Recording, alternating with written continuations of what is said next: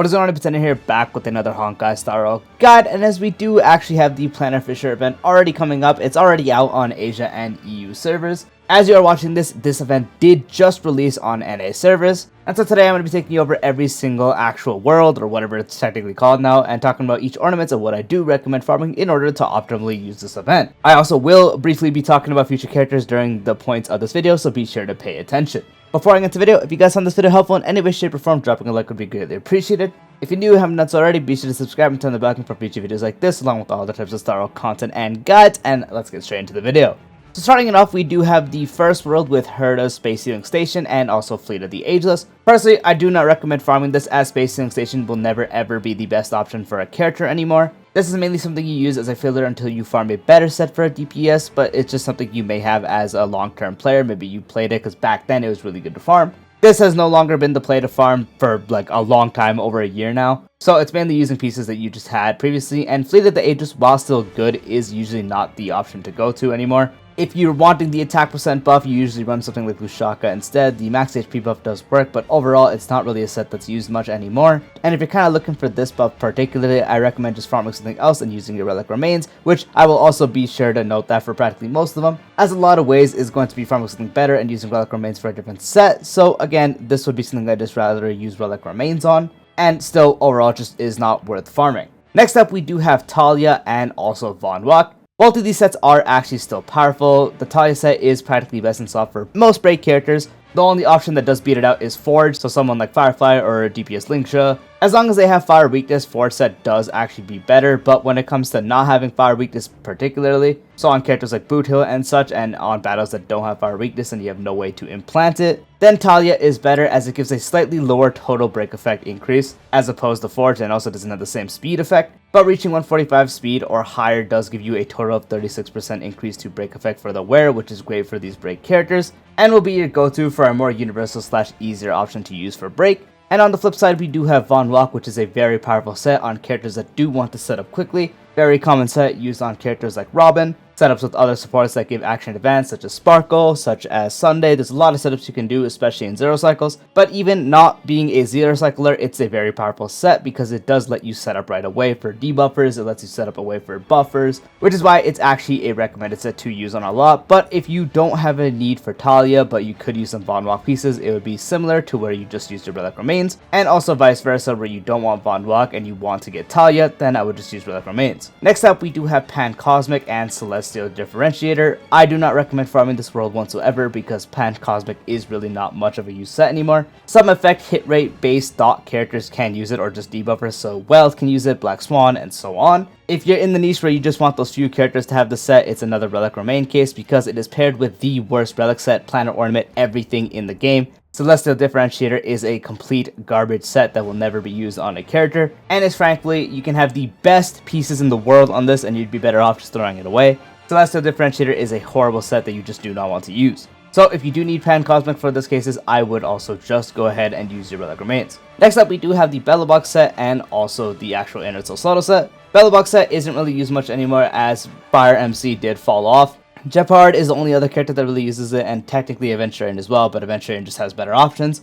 Jeopard is mainly going to be the main one using this, so if he is your main sustain, then this can be valuable, but that's a really niche case. And on the flip side, we do have Inner Salsotto, which is still a very good set for anyone that does main damage off alt or follow-up attack. For follow-up attack characters, Duran usually does outperform in every way, but for some characters that use ultimates, such as Argenti and such, can still use the set, and a lot of people still can use the set. Like on follow-up attack characters, it's still great, and it's actually a really good option for the upcoming character as of now, being Saber. Saber unfortunately doesn't have a follow-up attack, but her ultimate is a big source of damage, and also the extra crit rate does provide is going to be good, which is why it's actually a good set on her. But if you need more people with that, plus getting a piece and you want to focus on ultimate for Saber, it can be a good option, but for the most part, it would be another Relic Remain case, because for most people, you will not really be able to use Belobog. Next up, we do have the world with Rutilant Arena and Broken Keel. This is still a very valuable set because Rutilant Arena is still best in slot for most characters that do their main damage off basic attack and skill. This is actually the best in slot for Archer as of now, and also one of the other best in slots for Saber.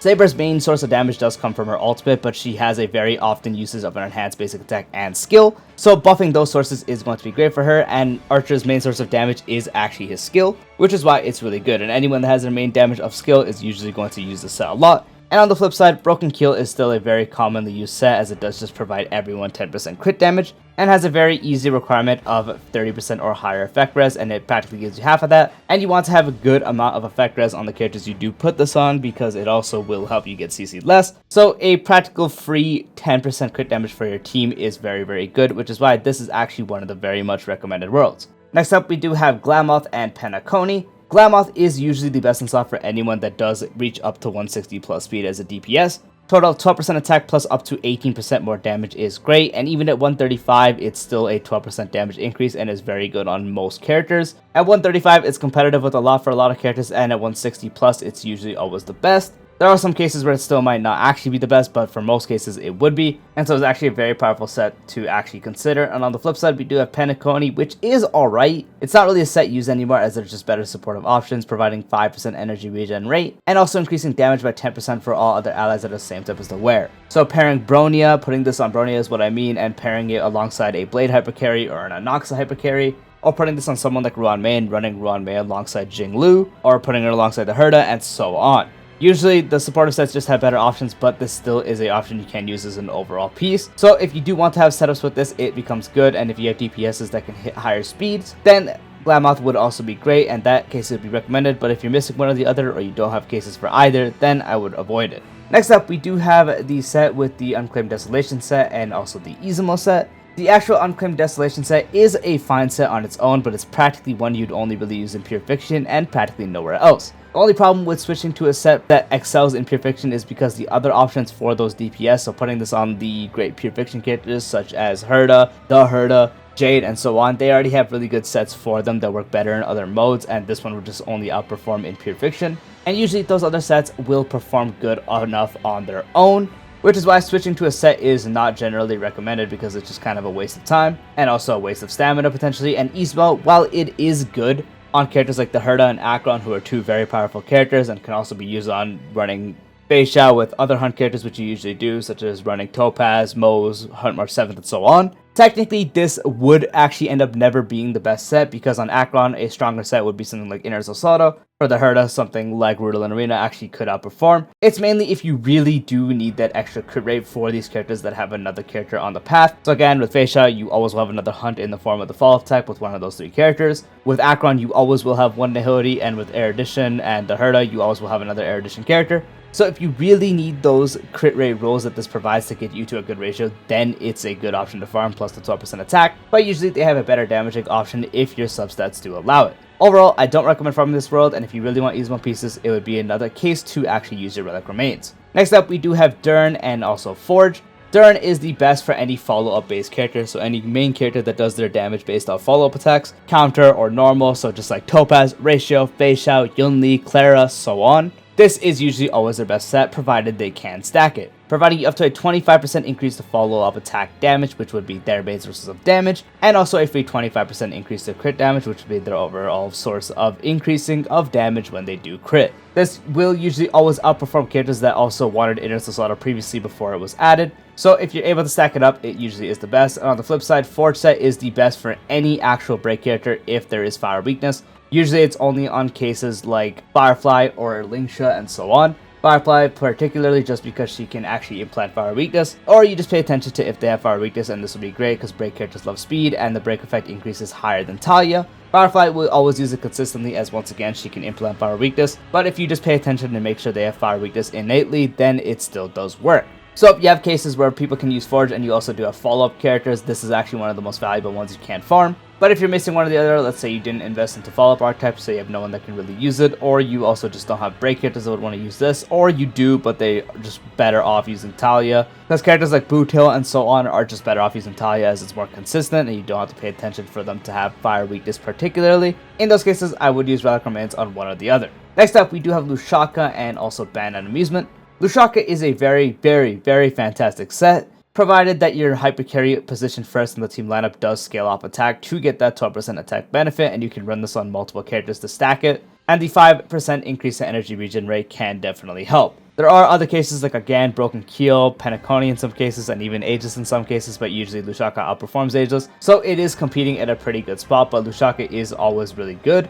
But the problem is it is paired with Bananamusement, which is a very niche set still. The only people that really use this set is actually Aglia and Jingwan. Topaz technically too, but Duran is just better for her. So if you do have a Jingwan you do use often, or you also do have Aglia, or again just both, then Bananamusement does actually become valuable, and practically any account would be able to benefit off good Lushaka setups. So if you're in cases where you do have both, then it's valuable, but if you're not really using Bananamusement, which is going to be a lot of players, Lushaka would be another Relic Remain option, so overall you would just go ahead and do that again. And then to end it all off, we do have the Bone set and also the Giant Tree set. So the Bone set is best in slot for quite literally every single HP skiller that wants to focus on damage at the same time. Blade, Catress, Mire, even Tribi, and probably many more to come. If we do get more HP scalers, this would usually be their best in slot. It's just a very powerful set, and a lot of people do own these characters, long-term players or not, so that's why Bone set is actually pretty valuable, especially on a character like Tribi, who is going to be one of the most owned characters,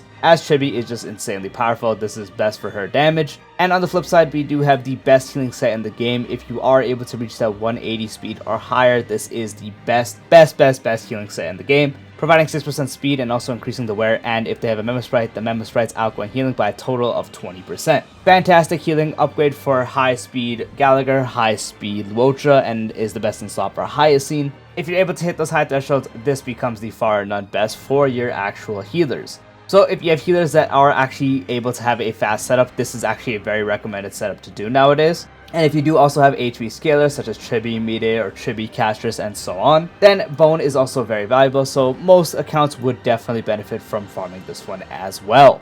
And yet that practically is it. So overall, it is just picking the one where you do have two options that you do want to get, because you don't want to focus at all on one option that's going to be beneficial and the other one is completely useless, because in that case you'd be better off farming something that's more efficient and using the Relic Remains on the one that you would want in particular.